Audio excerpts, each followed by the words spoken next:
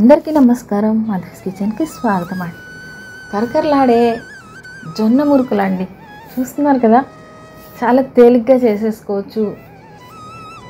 చాలా simple ingredients అనమాట. మనకి కాస్త జొన్న పిండి ఇంట్లో ఉంటే చాలు, తెల్ల జొన్నలు అనమాట. ఇది పిండి పట్టించి పెట్టుకుని అట్లైనా చేసుకోవచ్చు, లేదా మనం బయట రెడీమేడ్ తెచ్చి కూడా చేసుకోవచ్చు. ఏ పిండి చేసుకున్నా కూడా బాగా వస్తాయి. చూస్తున్నారు కదా, కరకరలాడుతూ చాలా రుచిగా కూడా ఉంటాయన్నమాట. మనకి దీనికి ఎక్కువ శ్రమ పడేది కూడా లేదు. నేను ఒక బౌల్ నిండా తీసుకున్నాను. సుమారు ఒక 200 గ్రామ్స్ ఉంటుంది అది. దానిలోకి ఒక 3 టేబుల్ స్పూన్స్ బియ్యం పిండి మాత్రమే వేశాను. రుచికి సరిపడా ఉప్పు వేసి, అట్లానే ఒక స్పూన్ కారం వేశాను. అలానే ఒక 3 టేబుల్ స్పూన్స్ నువ్వులు కూడా వేసాను అనమాట. ఇది మన ఇష్టాన్ని బట్టి ఎక్కువ తక్కువ వేసుకోవచ్చు. అలానే ఒక 3 టేబుల్ స్పూన్స్ బాగా మరిగినటువంటి ఆయిల్ కూడా వేసాను అనమాట. చేతితో కలిపితే ఇబ్బంది కదా, అందుకని ఫస్ట్ వేడిగా ఉంటుంది కాబట్టి గరిటెతో ఒకసారి బాగా కలిపి కాస్త చల్లారిన తర్వాత మనం ఈ పిండి అంతా కూడా ఆయిల్ బాగా కలిసి, మొత్తం ఉప్పు కారాలు ఆయిల్ ఇవన్నీ బాగా కలిసేలాగా పిండిని బాగా కలుపుకోవాలి. పిండి ఈ విధంగా కాస్త ముద్దగా అయ్యేలాగా ఉండాలన్నమాట.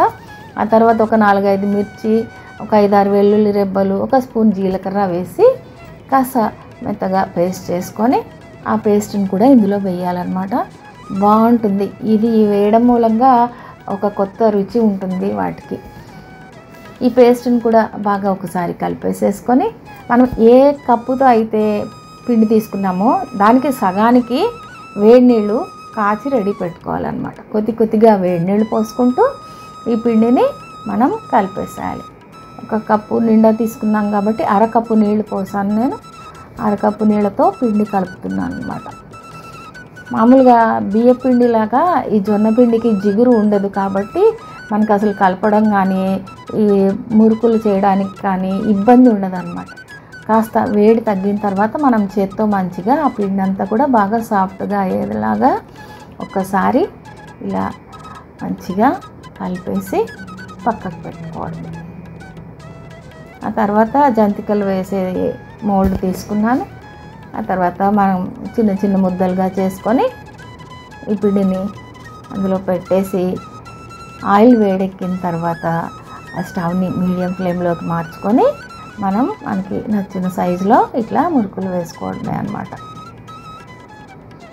హై ఫ్లేమ్లో అసలు వేయవద్దు, చాలా తొందరగా వేగిపోతాయి. అసలు దీనికి మనం ఎక్కువ శ్రమ పడేది కూడా ఉండదన్నమాట.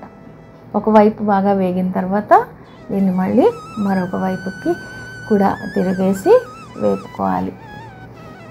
చూస్తున్నారు కదా, ఆ ఎయిర్ బబుల్స్ కూడా స్లో అయిపోయినాయి, అంటే మనకి వేగిపోయినట్టే అన్నమాట. బాగా ఎక్కువ మరీ మాడిపోయేదాకా ఉండనీయకుండా చక్కగా గోల్డెన్ ఎల్లో కలర్లో తీసేస్తే ఆ వేడికి ఇంకొంచెం అవి కరకరలాడుతూ వస్తాయి అన్నమాట.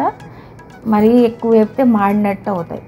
ఈ విధంగా చాలా మనకి నొక్కుతుంటే కూడా అవి ఈజీగా అయిపోతుంది. అదే మనం మినప్పిండి మురుకులు వేసామనుకోండి, చేతులు బాగా నొప్పి వచ్చేస్తాయి. అవునా, దీనికి అసలు అటువంటి ఇబ్బంది కూడా లేదు. చాలా ఈజీగా అప్పటికప్పుడు మనం వండేసుకోవచ్చు. చక్కగా వేగుతుంటే కూడా ఆ వెల్లుల్లి, జీలకర్ర, పచ్చిమిర్చి కలిపి ఆ దంచిన ఆ టేస్ట్ ఉంది చూసారు, ఎంత బాగుంటుందో. అసలు మంచి కమ్మటి వాసన వస్తుంది. ఇంకా అసలు అవి కూడా కరకరలాడుతూ చాలా బాగున్నాయి అన్నమాట. నిల్వ ఉంటాయి కూడా. ఎప్పుడు బియ్య పిండితోనే, శనగపిండితోనే కాకుండా అప్పుడప్పుడు ఇలా ఈ జొన్న పిండితో కూడా చేసుకుని ఆరోగ్యానికి మంచిది. రుచి కూడా కొంచెం వెరైటీగా ఉంటుంది, డిఫరెంట్గా. ఎప్పుడు ఒకటే టేస్ట్లో కాకుండా అప్పుడప్పుడు ఇలా చేసుకుని చక్కగా ఇంట్లో వాళ్ళందరికీ కూడా మనం ఇలాంటి ఈవినింగ్ స్నాక్గా ఇవ్వచ్చు. పిల్లలకి షార్ట్ బ్రేక్లో పెట్టచ్చు. చాలా బాగుంటుంది.